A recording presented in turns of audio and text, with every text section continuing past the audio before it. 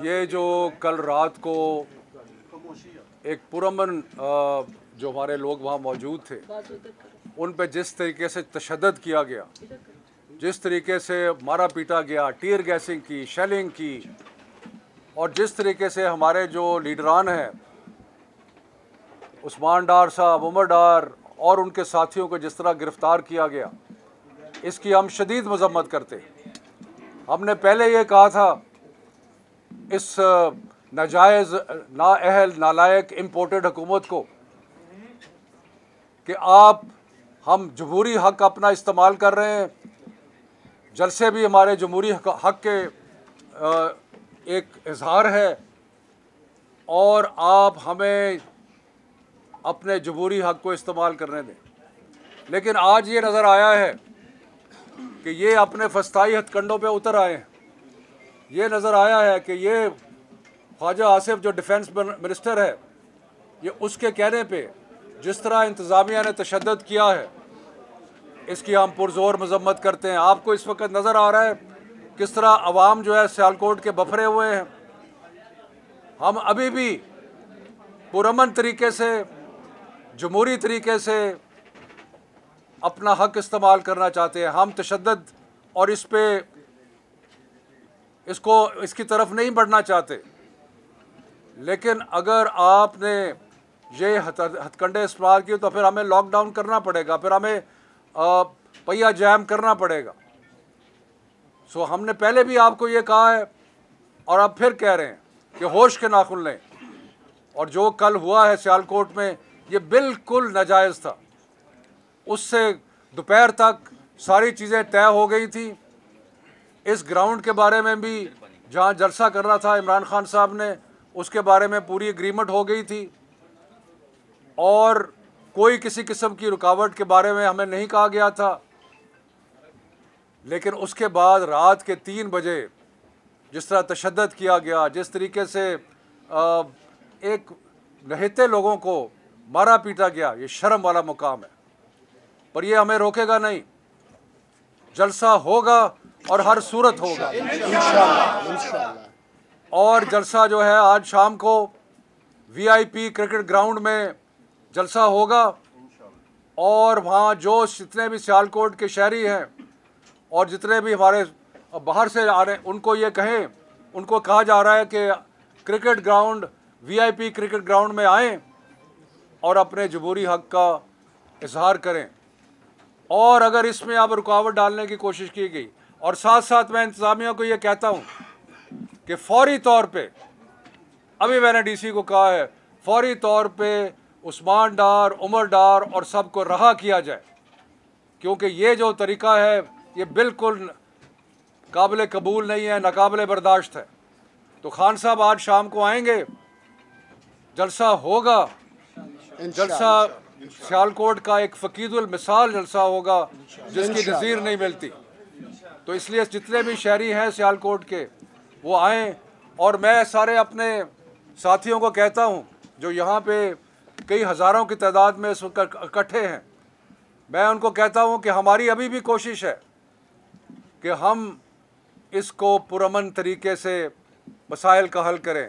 हम पुरअमन तरीके से अपना जो एहतजाज है वो जारी रखेंगे, और ये पुरअमन तरीके से हमें इसके अंदर मुखिल ना हो। हमारा क्या है, हम ये समझते हैं कि कौम जो इस वक्त जिस बहरान में है, जिस वक्त एक शदीद सियासी बहरान है, एक शदीद मुआशी बहरान है, इन बहरानों से निकलने का एक ही तरीका है। और सारी दुनिया में जो जमहूरी ममालिक हैं वहाँ पर ये तरीका आपको नज़र आता है। क्या तरीका है कि अवाम के पास जाएं, जमहूर के पास जाएं, अवाम की आवाज़ सुने, और वो सिर्फ़ और सिर्फ इलेक्शन के ज़रिए ही मुमकिन है। इसलिए हम ये मुतालबा नहीं कर रहे कि जो हमारी हुकूमत को जिस बंदर बांट और हॉर्स ट्रेडिंग के ज़रिए निकाला गया और जिस तरह करोड़ों रुपए की बोलियां लगी, हम ये नहीं कह रहे कि हमारी हुकूमत जो है वापस आए। हम ये कह रहे हैं कि अवाम को मौका मिलना चाहिए अपने जज्बात का, अपने प्रेफरेंस का इजहार करने के लिए। और मैं आपको एक बताऊं कि जो मुल्क में इस वक्त बहरान है इसका और कोई हल नहीं है, क्योंकि इसका और ये जो नाजायज़ हुकूमत है इसके पास कोई इस वक्त सलूशन नहीं है। आप देख लें कि 6 हफ्ते हो गए हैं, इन 6 हफ्तों में आनियाँ जानियाँ तो बहुत हैं, नतीजा क्या है? नतीजा ज़ीरो है, सिवाय इसके कि वो अपने जो उनके ख़िलाफ़ केस थे उनको साफ़ करने में लगे हुए हैं। जो जो माँ बाप बेटे ने जो अरबों रुपए खाए और जिस तरह अरबों रुपए को उन्होंने अपने नौकरों के ज़रिए और बाकियों के ज़रिए इकट्ठा किया और कॉन्ट्रैक्टर से और ठेकेदारों से इकट्ठा किया, उसको ख़त्म करने की कोशिश कर रहे हैं।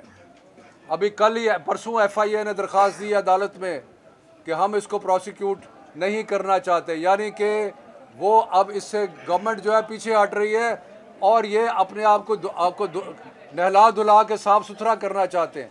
पाकिस्तान की अवाम इसको बर्दाश्त नहीं करेगी। ये बिल्कुल एक नाजायज़ हुकूमत है और इस लूली लंगड़ी हुकूमत जो कि इतने लोगों के इकट्ठे होके है, इसके पास कोई सलूशन नहीं है पाकिस्तान का। पाकिस्तान के मसाइल का अगर कोई सलूशन है तो वो इंतखाब है, ताकि जो नई हुकूमत आए वो अवाम से फ्रेश मैंडेट लेके आए। जब वो अवाम से फ्रेश मैंडेट लेके आएगी तो उसके पास टाइम भी होगा, उसके पास ताकत भी होगी कि वो सारे पाकिस्तान के मसाइल जो हैं उनको हल कर सके। लेकिन अगर ये ना किया गया तो बहरान ख़त्म नहीं होगा, बहरान मज़ीद शदीद होगा। ये जो तशद्दुद और मारपीट और टीयर गैसिंग और अरेस्ट हैं, क्या इनका ख्याल है कि इससे कोई मामला ठीक हो जाएंगे? क्या मुआशी बहरान तहरीक इंसाफ के कारकुनों को गिरफ़्तार करने से दूर हो जाएगा? क्या सियासी बहरान जो है वो तशद्दुद और टीयर गैस और शेलिंग करने से ठीक हो जाएगा? कुछ होश के नाखुन लें, को पाकिस्तान का सोचें। और एक ही तरीका है और हमारी जितनी जदोजहद है वो सिर्फ़ एक पुरअमन जदोजहद जो है वो सिर्फ़ एक ही नुक्ते पे है, इलेक्शन का ऐलान किया जाए। लेकिन ये आज कल जो हमें नज़र आया है, ये हमें निशानी नज़र आई है कि जिसमें ये तशद्दुद का रास्ता अख्तियार करने पे तुले हुए हैं। उस्मान डार को, उमर डार को, सबको रहा किया जाए और एक पुरअमन जलसा जो है उसको करने के जितने भी इंतज़ामात हैं वो किया जाए, वरना जो भी नताइज होंगे उसकी ये इंतज़ामिया और ये नाजायज़ हुकूमत जो है वो होगी। तो इसलिए हाँ, हामिद रज़ा साहब जो आज़ाद कश्मीर के मिनिस्टर हैं, अंदाज़ा लगाएं आप, आज़ाद कश्मीर के मिनिस्टर हैं हामिद रज़ा साहब, उनको भी गिरफ़्तार किया हुआ है। तो ये किस किस्म का हालात बिगाड़ रहे हैं और ये क्यों बिगाड़ रहे हैं हालात? क्या चाहते क्या हैं आप हालात बिगाड़ के, क्या करना चाहते हैं? तो मैं ये कहता हूँ कि होश के नाखुन लें, ये हरकतें और ये हथकंडे ख़त्म करें। हमारी जो पुरअमन जदोजहद है उसको पुरअमन रहने दें, वरना वो आपके कंट्रोल में नहीं रहेगी। चौधरी साहब, मैं आपसे ये अर्ज़ करना चाहता हूँ कि आज क्राइम मिनिस्टर की और पंजाब के वज़ीर आला की अदालत में पेशी थी और वहाँ पर ये दरख्वास्त पेश की क्राइम मिनिस्टर ने कि मेरी कमर में दर्द है, मैं अदालत में नहीं हाजिर हो सकता। लेकिन वो आज से 3 दिन पहले पूरी जराइम पेशा काबीना को लेकर लंदन यात्रा के लिए एक मफरूर और मुजरिम और एक ऐसा फर्द कि जो जाली बीमार है उसके पास लेके गए और पूरी कौम की तजलील उन्होंने करवाई, बेतौकीर करवाया पाकिस्तानी कौम को। दूसरी बात मैं ये अर्ज करना चाहता हूँ और ये राना सनाउल्लाह सुन ले, मैं तुम्हें मुखातब करके कह रहा हूँ कि आज इस प्रेस कॉन्फ्रेंस के 1 घंटा अंदर अंदर हामिद रजा को, उमर डार को, उस्मान डार को रिहा करो। मैं अपने कारकुनान का तुम्हें मैसेज दे रहा हूँ। मैं डिप्टी कमिश्नर को कहता हूँ, तुमने 3 MPO लगाई है, तुमने लगाई है, और मैं तुम्हें कहता हूँ ये कारकुनान का पैगाम है। हम जितना भी, हमारे सदर ने आपको कहा हम पुरअमन है, लेकिन पुरअमन रहेंगे हम उस वक्त तक जब तक तुम पुरअमन रहने दोगे। और इससे पहले कि इमरान खान के कदम सियालकोट की सरजमीन के ऊपर आए, सियालकोट के सपूतों को रिहा करो, वरना सारा जलसा जहां पे तुमने उन्हें रखा हुआ है वहां पे मैं ऐलान करूंगा जलसे पे कि सारा जलसा उस तरफ चल पड़े। उसका हदफ तुम होगे, उसका हदफ यहाँ की एडमिनिस्ट्रेशन होगी, और हम अपने साथियों को रिहा करा के छोड़ेंगे, कभी भी अलग नहीं छोड़ेंगे। कदम बढ़ाओ चौधरी इजाज, हम तुम्हारे साथ हैं। कदम बढ़ाओ चौधरी इजाज, हम तुम्हारे साथ हैं। आखिरी और तीसरी बात सुन ले सियालकोट वाले, ये सियालकोट मुआशी हब है और तुमने सारी मईशत को तबाह बर्बाद कर दिया है। इसीलिए तुमने सियालकोट के अंदर बदअमनी फैलाई है। यहाँ की सारी कारोबारी बिरादरी, यहाँ के सारे इंडस्ट्रियलिस्ट, यहाँ के सारे एक्सपोर्टर्स तुम्हारे ऊपर लानत भेज रहे हैं कि आज तुमने सियालकोट की जायज क़यादत को, और वो जो वेंटिलेटर ख्वाजा वेंटिलेटर है उसको भी मैं मुतनब्बे करना चाहता हूँ कि तुम बाज आ जाओ, वरना तुम्हें भी घसीट कर हम ड्रामा वाला चौक में लाकर तुम्हारा एहतसाब करेंगे इंशाअल्लाह। बहुत शुक्रिया जी। उम्मतदार को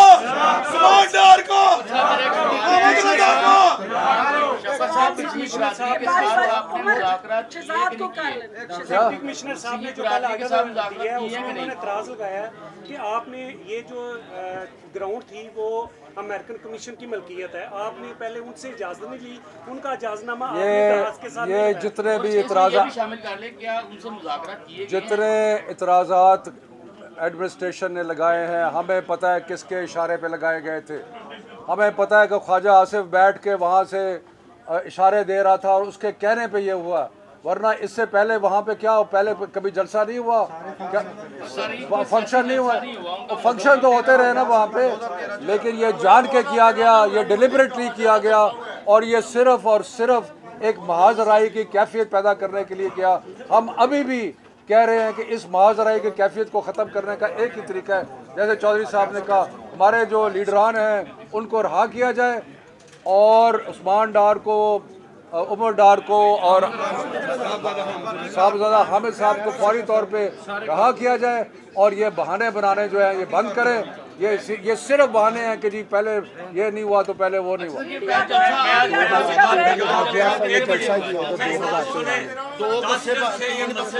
डिप्टी कमिश्नर के पास था, डिप्टी कमिश्नर अंधा था, उसे पहले नहीं पता था, हर रोज कह रहा था कि जाओ इंतजाम हो गया अब जलसा करो, पहले क्यों नहीं उसने कहा? उसे कानून का पता नहीं था। ये बात के खिलाफ जलसा जो है 7 बजे, जलसे का टाइम जो है वो 7 बजे होगा, 7 बजे आज शाम 7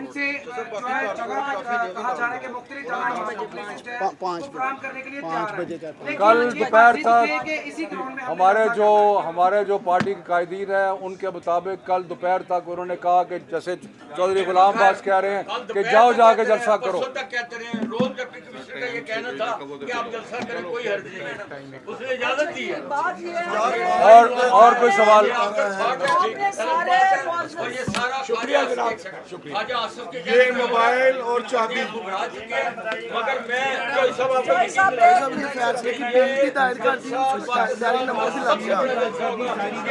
जाओ। आप साहब की तशरीफ आवने का शुक्रिया। 5 बजे आप लोगों ने वहाँ पहुँचना।